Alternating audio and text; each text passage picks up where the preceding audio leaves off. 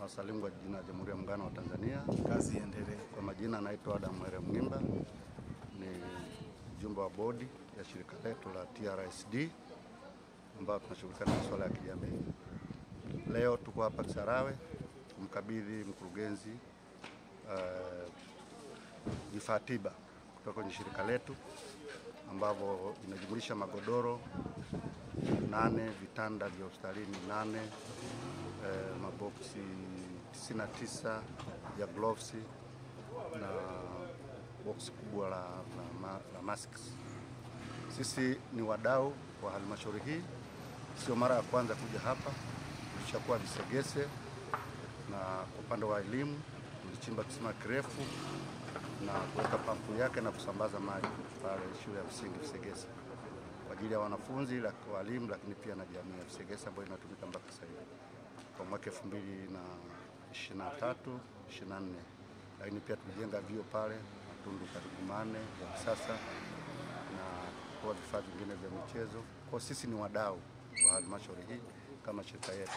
Nakushukuru sana mkurugenzi kwa kupokea. Tulikuwa short notice sababu kwa na ziara ya maeneo mengine kusambaza vifaa. Leo tunaenda kwa zahanati ya Kazizumbe kama ulivyotuelekeza. Zahanati yetu tunapeleka vifaa kwa ajili ya kuendelea kutoa huduma kwenye afya.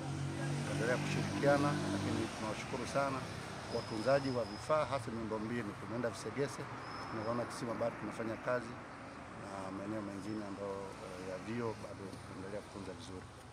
Tunashukuru sana kutukaribisha na tunaahidi kwamba tutaendelea kuwa wadau wa halmashauri yetu, halmashauri ya Kisarawe. Asante sana. Kwa majina naitwa Innocent Kube, mimi ni mwakilishi wa TRSD Tanzania, na kwa nafasi ambayo tumepata ya kipekee kuja kutoa vifaa tiba kwenye hospitali yetu, tunashukuru sana kwa Jamhuri ya Muungano wa Tanzania kwa sasa viongozi kuturuhusu kuja na kushiriki katika kutoa vifaa hivi katika wilaya hii.